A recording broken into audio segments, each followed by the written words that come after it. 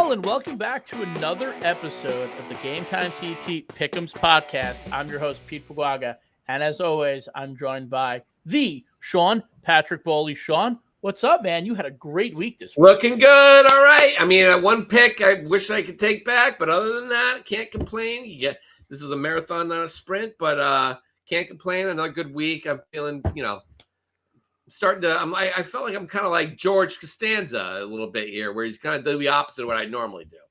And I kind of I don't want to take any bold picks anymore, although I made one last week. I'm going to, I'm just going to stick to the plan.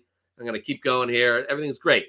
I'm really happy with last week. Thanks. All right. Yeah. You went 8-2 and there was some movement, but you're now firmly alone in second place. I'll say firmly. I mean, one game ahead of the next guy. But you're not tied. Right. I mean, I'm 3 back. Let's put it first. It's still a lot of ground to catch up in. What we have half a season left. Three games. Well, we got half a season. Then we have 20 games on Thanksgiving. Then we have all the playoff games. Yeah. Oof. A lot of room for movement. I think we end up picking somewhere close to 120 games. No, I think more than that. I think we make close to 150 games. But you got a lot of movement. Yeah, I'm anxious to get going here. So, all right. Well, like I said, Sean is in second at 44-16. Dan Brecklin's still leading the way at 47-13. Stewart in third. Myself, Sean, Barker, and Will Aldham tied. Then Erickson, Morelli, Forno, McNamee, Adamick, Carpenter, and the 8-ball. The 8-ball has come back down from being carried off the field numerous times. The 8-ball went 3-7 and is all the way at the bottom by itself, behind by 8 games. 10 was that? Yeah, 8 games. Oof. Yeah. 8-ball. I don't think we're going to hear from the 8-ball, but I don't think we're going to see the 8-ball above in the standings anytime soon. But Sean, are you ready to dive into the games? We got a pretty good slate of games here. Are you ready? Well, as ready as I'll ever be. All right. So the first game we're going to do is in the CCC. We got Maloney 2-3 on the road to play New Britain. Now, Maloney 2-3. Its losses have come against New Canaan, Staples, Windsor. Also, in the Staples and Windsor games, in the New Canaan Windsor games, Maloney's gotten blown out.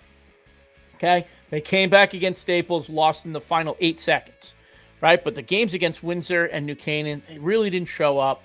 Now they get New Britain, who's coming in at 5-0. Now, here's the thing about New Britain. Great story, great season.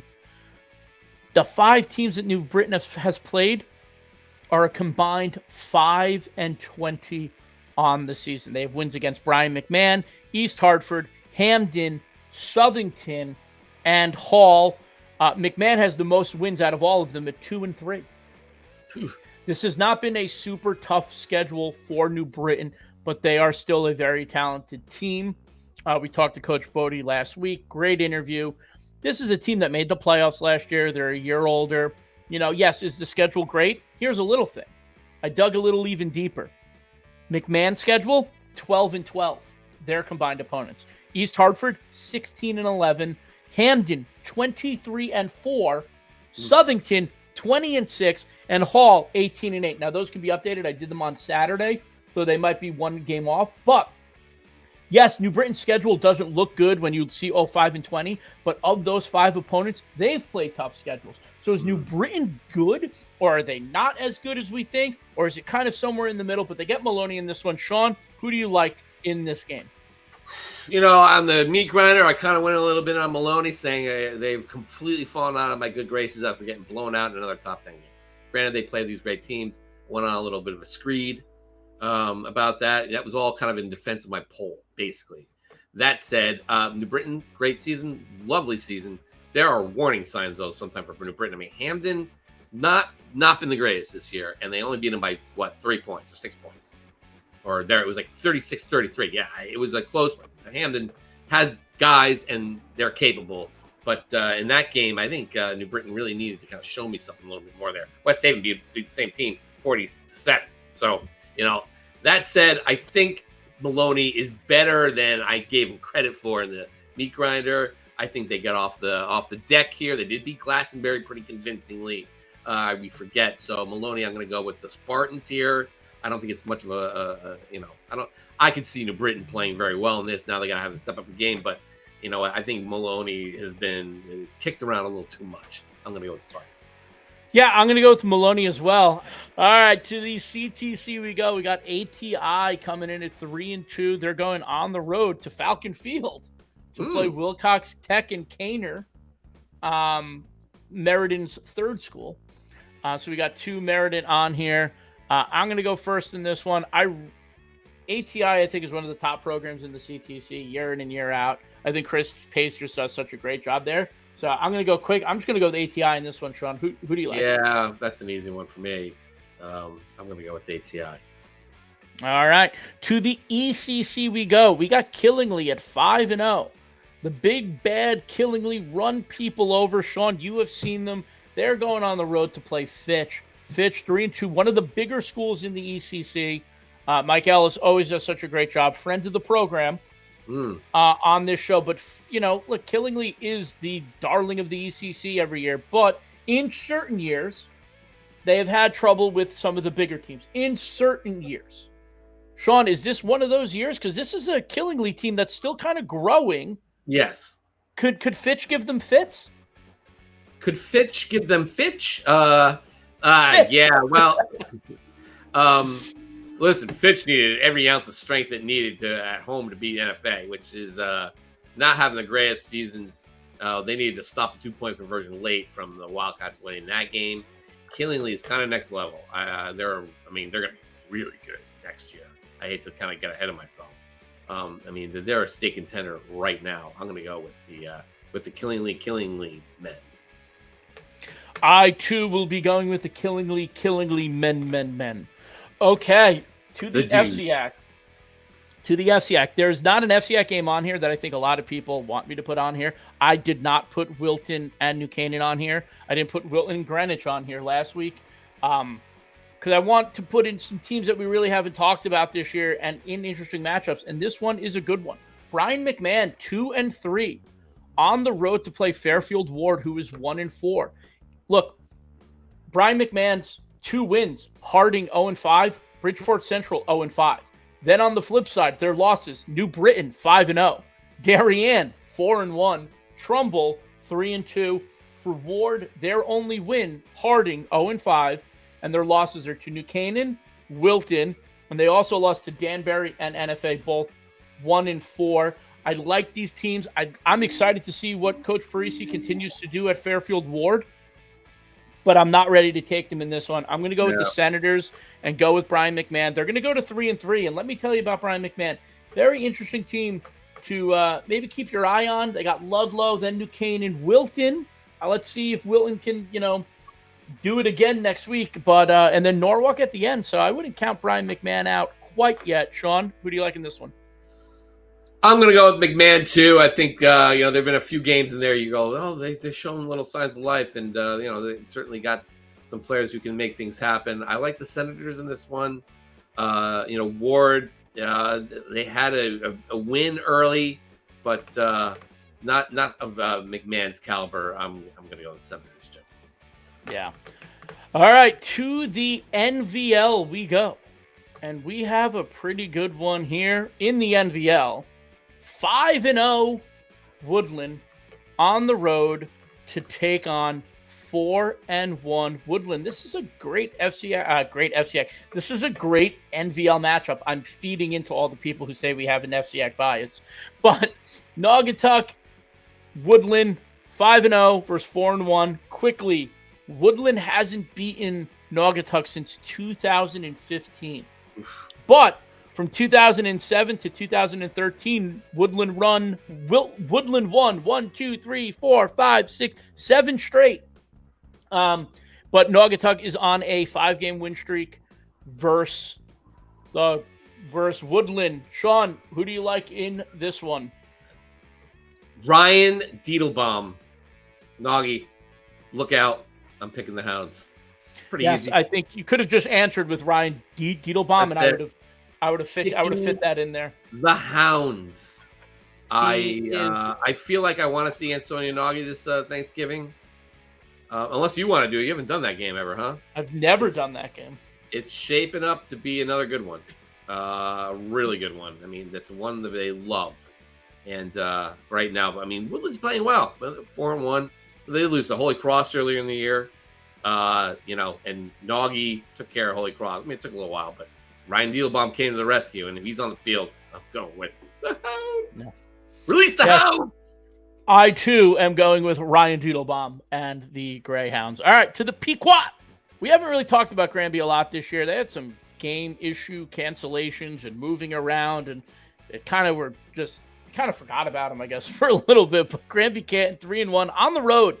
Stafford Co-op 3-3, coming off a loss against a Rhode Island team, Mount Hope High School. But I'm going to say it, and Coach Mazzoni listens, and he's going to get mad at me. I'm going to say I like Stafford. I think that they're on, they're up. I'm not going to say they're back, okay, because they have to win some games. You don't want to make them too mad. I don't want to make them too mad. They got to win some games. But look, I'm looking at Granby Canton here. 0-5, 2-3, 1-4. Granby really hasn't played the world beater of schedule, and Stafford beat Ellington, who's sitting there at 4-1. And Ellington's having a really good season under first-year Coach Johnson. So I'm going to go first in this one. I'm taking Stafford. I like their win better than any of Granby's wins. I like their win against Ellington. So I'm going to go with Stafford on this one. Sean, who do you like? Wow. For here, our roads diverge into that yellow wood. I'm going to choose Granby Canton in this game. Look, I mean, I don't really have a huge. I think you're right. I think Stafford's back on the mend in a way. And Granby really hasn't shown us anything yet. They haven't really played. What was their one loss? Right, was to Rockville. Right, to Rockville. I think Rockville's really good. The Granby Canton. I don't know. I just don't feel like they're going to be. I don't think they're going to fall off here. I think they're going to take care of business and take care of Stafford. I mean, they only played Windsor, SMSA, and Coventry. They haven't beaten anybody, but I don't really blame them for that because it wasn't on their schedule. And now they got a team on their schedule, and I think they beat them. I'm going to go with the Bears. All right, to the SCC we go. This one's fun. This one I like. Bassick 1-4 on the road, staying in Bridgeport, playing Harding 0-5. Now, Bassick is 1-4. Their only win came across 0-5 Bridgeport Central. Bassick has played Woodstock Academy, Wilbur Cross, Hartford Public, and East Haven. Harding, in all 5 of their losses, has lost to Fairfield Ward, Amity, Brian McMahon, Sheehan, Brantford. All right, Harding, a little bit more battle-tested here. I like this game because I love the city matchups. I love, 2 city schools playing against each other. It gives these kids an opportunity to really put on a show and be at center stage. But, Sean, I'm going to let you go first on this one. Who do you like in this one? This is really tough. I did see Harding early in the year play Amity team, and they were struggling. I mean, they had lost a quarterback at the time, Harding, and the injuries were kind of piling up on them. It really wasn't a really great situation for them.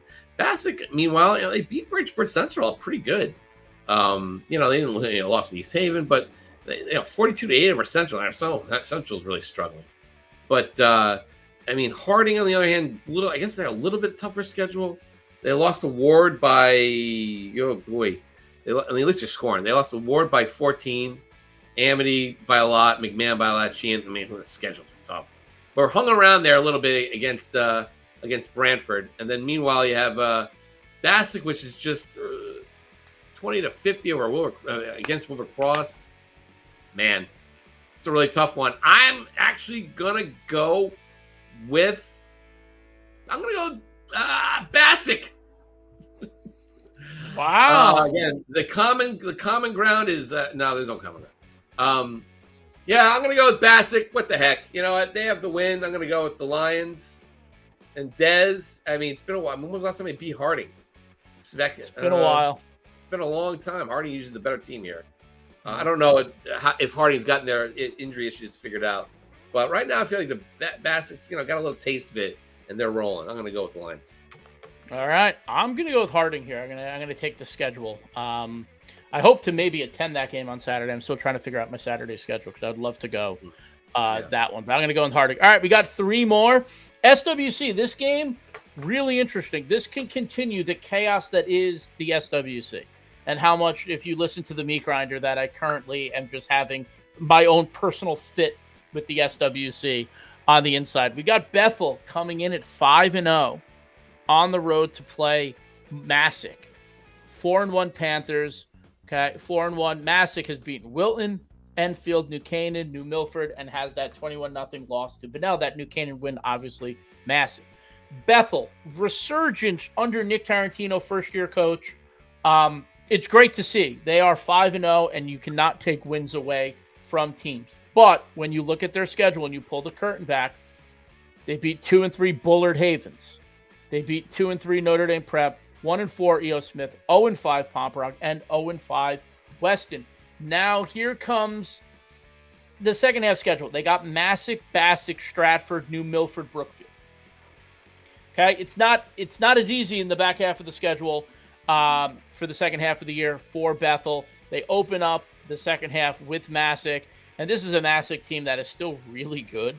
And I think a Masuk team that is not super happy that they lost to Bethel a couple of weeks ago. And I think they're going to come out and prove a lot of things in this second half of the season. They end with Bethel, Pomperaug, Weston, Brookfield, and Newtown. And I think we're going to see a really, really chip-on-shoulder type Masuk team. And it starts now. I'm taking the Panthers. Sean, who do you like? Yeah, I'm going to listen. Nick's done a really good job turning Bethel around real quick. Schedule's had a little to do with that. And then now you face the big boys, right? Now, I mean, I don't remember the last time Bethel beat Masuk. I have to go back and look at that. But it hasn't been. I think it's been a while. It's been a while. Masuk's typically done very well against the teams not named Newtown and or Brookfield or Bethel. You know, I mean, it's kind of back and forth with a lot of those teams. But the rest of them, Masuk's usually very good. I'm going to go with the Panthers.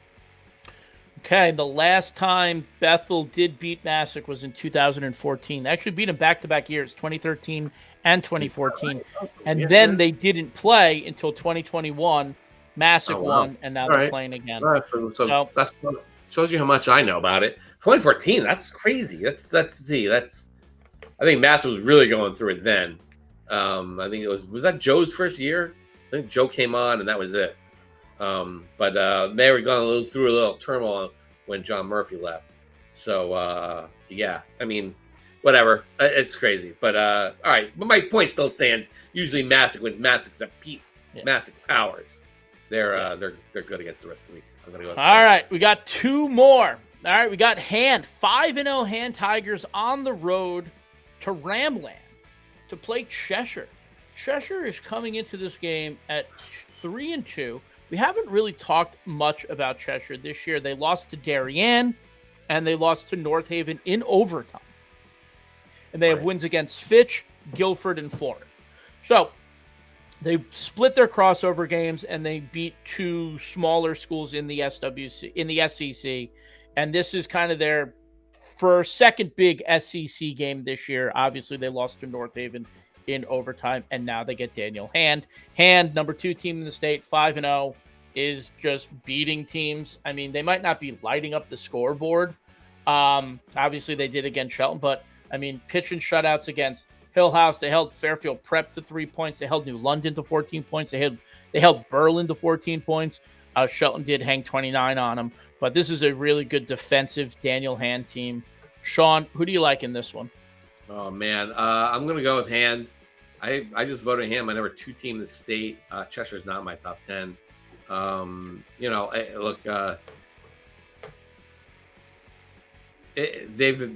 Cheshire's played better than I anticipated. They were right there with North Haven. Probably should have won that game.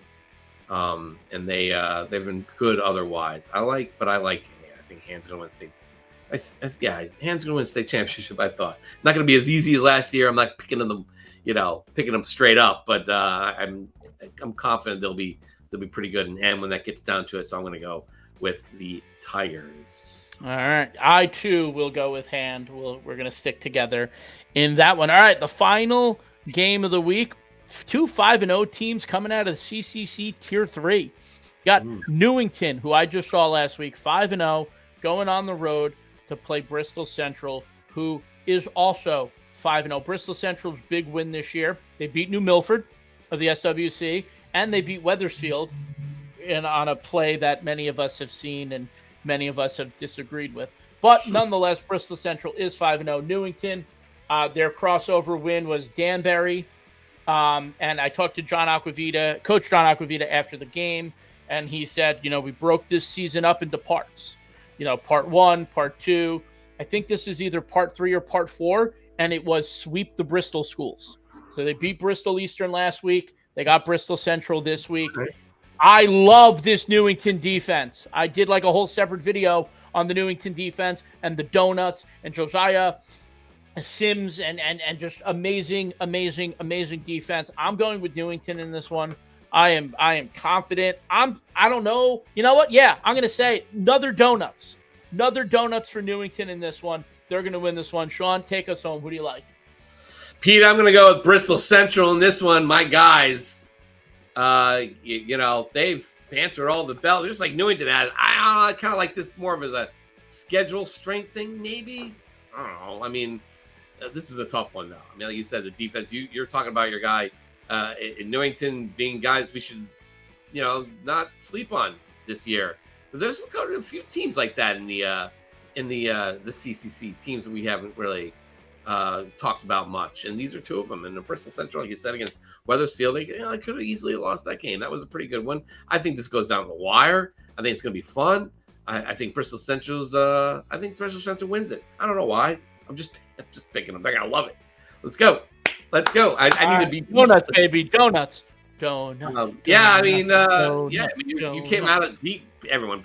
Pete walked out of that Newington game saying, "Oh my God, donuts." It was, my God, Josiah Sims is an all-state caliber player. Side note, donuts. Yeah, that's what he said. But let me just quickly look. I was trying to get it up while I was talking. And of course, I went to the wrong division. I'm going to quickly look at it here. All right. So Newington, Farmington. So maybe the Bristol Central schedule hasn't been that great. Now I look at it. Wethersfield was being their best when they beat them barely. So, and whereas Newington entered the call, it just look. This would be great. They're probably going to meet the playoffs too. Watch, all these great teams are going to end up in the playoffs too, playing each other. So whatever. Neither team has played anybody great. Like I said, Bristol Eastern was their big test. So I'm going to go with Bristol Central just because. There you go.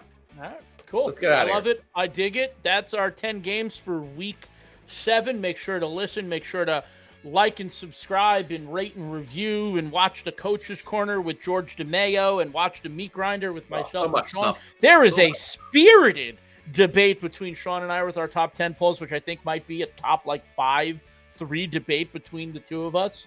I really like it. So go out, listen to all of that stuff, watch all that stuff, go to the games, tell us if we pick wrong, because we love it and we love all of you. So for Sean Patrick Bowley, I'm Pete Paguaga. We'll see you guys next week. Peace.